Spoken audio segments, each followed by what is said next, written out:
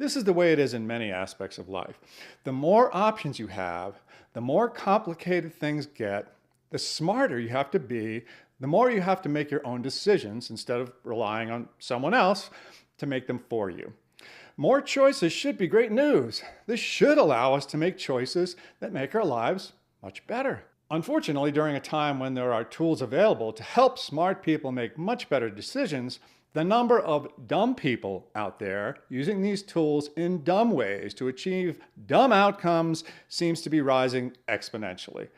Now, never underestimate the ability of humans to squander potential and opportunity. As we all know, the nature of information delivery has changed dramatically.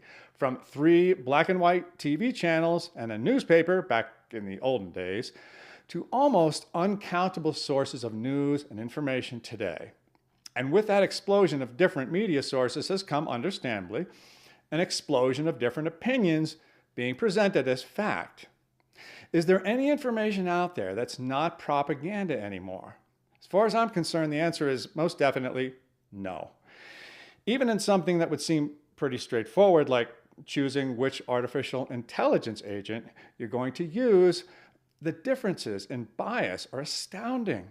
Ask a few simple questions to any of the major chatbots, ChatGPT, Gemini, Claude, Grok. You'll get shockingly different answers. One of the ones that I used to choose Grok was pretty simple and straightforward.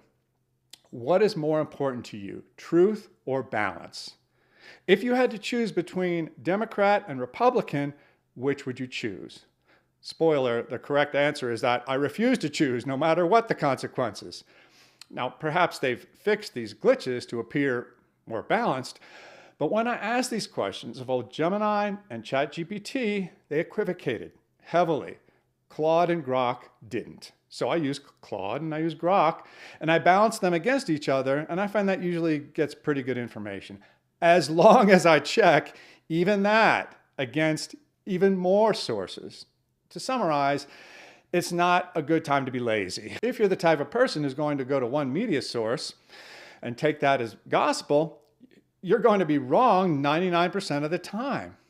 Now, if you watch only Fox News, you're going to be closer to the truth than if you read only the New York Times. But you'll still not be getting the truth. There are a few sources out there that I believe, at least for the time being, are mostly rational. The fact that that is the best you can do in and of itself is a frightening statement. It is also a huge disappointment. When the nature of available information began to change, it was almost exclusively a good thing. The insane leftist stranglehold enjoyed by the legacy media evaporated quickly to be replaced mostly by viewpoints that were more grounded in reality. That didn't last long, much as leftists have been on a sprint toward the extreme violent fringe for some time.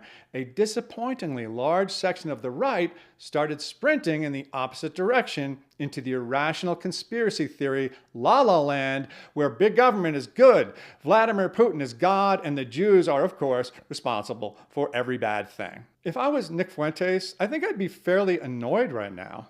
It's like a small company that comes up with a fringe but popular product, only to have it copied and mass marketed by larger but just as unscrupulous competitors. Now, I say these things not with the expectation that I'm going to change anyone's mind, but with the hope that a few of you out there will redouble your efforts to live your lives based on truth, facts, and objective reality. I myself find this to be a hassle, but a hassle worth enduring.